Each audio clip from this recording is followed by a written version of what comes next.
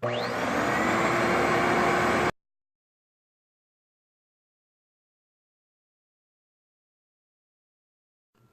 guys, today I'm here with my 1997 Fantom Thunder 12 amp upright.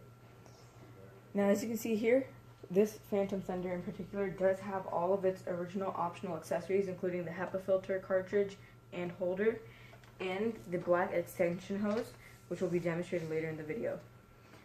So just getting into what I have here on the floor, you can see I have this, which is the box for an original Fantom Hepa Filter.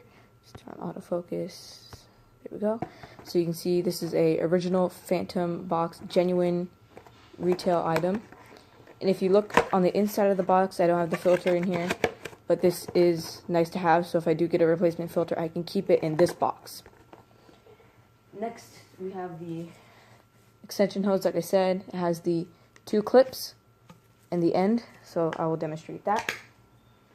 And then I have, along with all those, I have all of the original paperwork that would have come with the vacuum. I have the owner's manual, accessory order form. So you take a look at this. I have the instructions that would have come with the Hepa Filter cartridge holder. This advertisement card for the capture cleaning system. A warranty type form that you would mail the the accessory order form in, and then the advertisement for the absolute air filter, and the hose extension instructions. Next, going on to the vacuum itself. This was made using a design that was used in license with Dyson, so this was originally not entirely designed, but the cyclone separation system was designed by James Dyson. Quick up and down of the vacuum. So I'll just give you up and down rundown of the vacuum. So you can see on the front here, we do have the dual headlights. Both are working, as you saw in the beginning of the video. We have the 3-position height adjustment right here. So you have low, medium, and high. Going up, we have the Thunder logo and the bin release.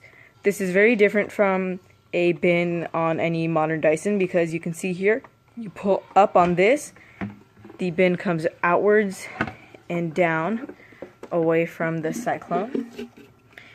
And here, let me get something real quick. Okay, so here I have a cyclone from a Dyson, newer Dyson upright. This is the DC40 cyclone, or UP13, it's all the same thing. Now you can see this is very different in design from the Fantom, because it has several smaller cyclones, which do a better job of separating the fine dust. Whereas the Fantom has one large inner cyclone, and the first cyclone is just the bin, where all the largest dirt is flung out of the airstream. But then this is the only other cyclone. You can see that Dyson does have that same large cyclone on the outside, but then you have several smaller cyclones. Now, an interesting fact about the Fantom Thunder is without this optional Hepa Filter accessory, there is no filter of any sort on this vacuum. So you'll see the only thing there is this, which does not do anything for the filtration, whereas the Dyson has a premotor filter. So this is a very primitive early design of cyclonic separation in an upright vacuum. Now you can see all of the fine dust separated from the cyclone goes in that little hole into a bottom holding chamber in the bottom of the bin, and all the large dirt is stored on the outside, and you have a very large capacity of the max line all the way up to here. Whereas you can see with the Dyson newer models, it is stored in a small ring on the bottom, and it all empties at the same time, just like the Fantom did. If you can let me pause this for a moment, I will reinsert the bin. Now you can see with the bin reinserted, this is a very large chunky vacuum, and so a lot of that is from this Hepa filter. So if I take the dusting brush off and I place this down really quick, you can see that this Hepa filter is an accessory that comes off. You push right here and pull up on the vacuum, and you can see this entire thing comes off, and this is what the Fantom looks like out of the box before you purchase and install the Hepa filter. So all of that dirty air with no filtration, mind you, is coming out right here. And you can see this is where the dusting brush would go instead of on the back of here. But then you can see all of the air is forced up through this attachment, up through this thin channel in the back, and out of this very large Hepa filter. Get it out.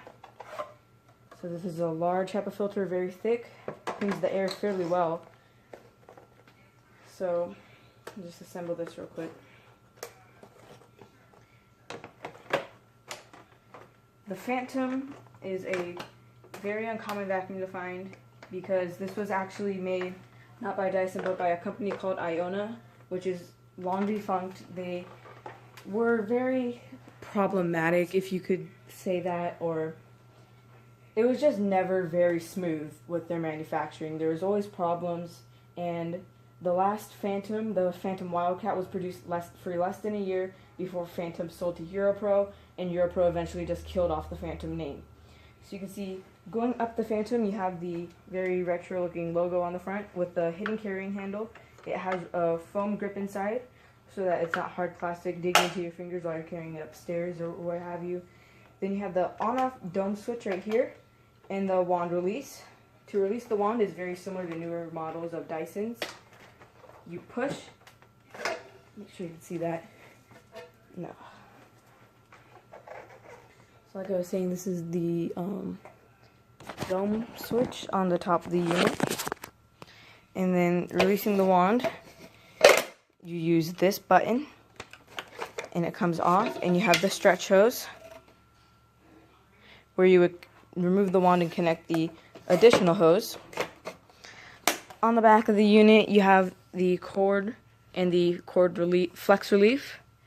The attachments consist of a horsehair dusting brush, a floor tool, very basic and rattly in my case, and then you have a nice flat crevice tool. This is very generous comparing to how short some crevice tools can be today. On the back of the Fantom, you see you have the upright handle release, and then you have this label plate. Take a look at that. And then across here you have some warranty information, it looks like, or no, patent information. There's a lot of them. And then one of these labels. This is a thermal cutout reset, so if the vacuum were to overheat and shut itself off, you would push this and the thermal reset would be reset, basically. So you have the clog cleanout port. You open this and open this, and it opens, and you can clean out any clogs that are up inside the vacuum or anything else that gets stuck in there. You can see on my Fantom there is somewhere, but it's very insignificant. Not as bad as I've seen before. This vacuum is in very good condition for its age, and especially what vacuum it is. This is a later 12 amp model, but there were earlier 11 amp ones with cream accents instead of black. See on this side, not too much scratching or scuffing. Inside of here, you have the cyclonic separation system, like I showed you earlier. The inlet for the dirt is up on this side, and then also all the air is spun around and sucked through here, goes into the motor, which I'm assuming gets very dirty since there is no pre-filter, which is a horrible design, causes motor failure prematurely, and just overall is not good for the motor of the vacuum. Moving up to the handle, you have a spot to insert any of your attachments and a very nice, easy to use grip with indentations for your fingers so that the vacuum doesn't slip. You have a helpline right here, which I'm sure you cannot call anymore. Just instructions for the dome switch and the wand release. And then this says when it whistles, you check there's a blockage, check the manual, which I will demonstrate. And then, so I think that's just pretty much it with the vacuum. I'll just show you the bottom real quick.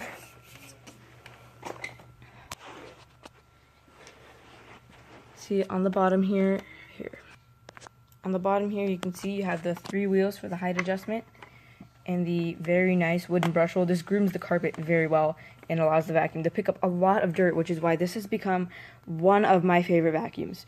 So I will set up a demonstration real quick, and you'll be able to see the Fantom in action. So as you can see here today, we're doing this Ibasiac style.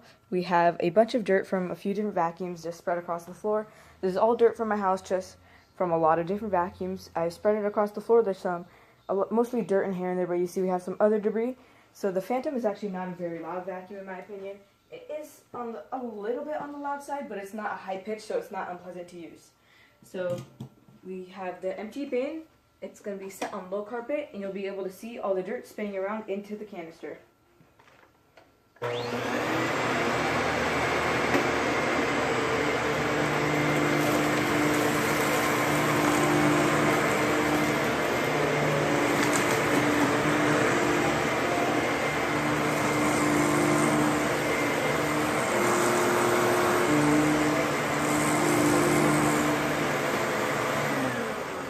Something's in the brush.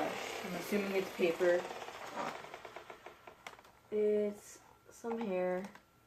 So yeah, some of it did get stuck, but you can see the Fantom does a very good job of cleaning most of it up. This is also a very extreme test, and a lot of dirt gets into the headlights, so I always clean this out when I'm done with it, pretty much every time I use it.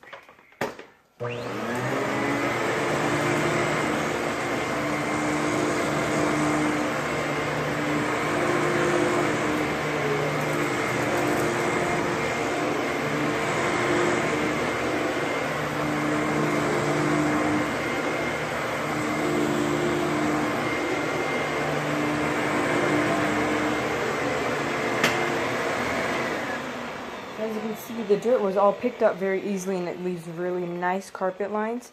So now I will get a demonstration ready of the onboard tools. So before I do the demonstration of the onboard tools, I just want to give a quick history of this vacuum.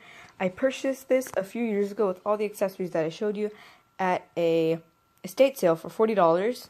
It was not clean when I got it. I had to give it a lot of work, but the work paid off. So you can see here the whistle again. I'm just going to demonstrate that very quickly.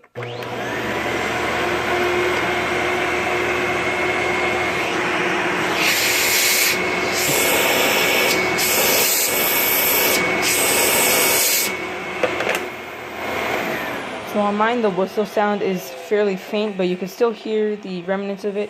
So now I will prepare the onboard tool test. So as you can see here, I have dirtied up the stairs. So the first tool that I'm going to be testing is going to be the dusting brush.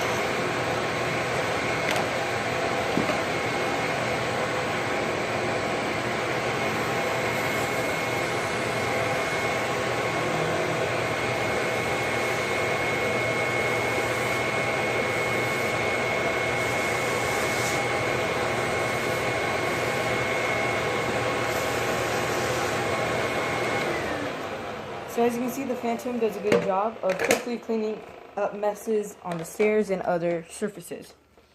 So I just want to say thank you for watching, and bye for now.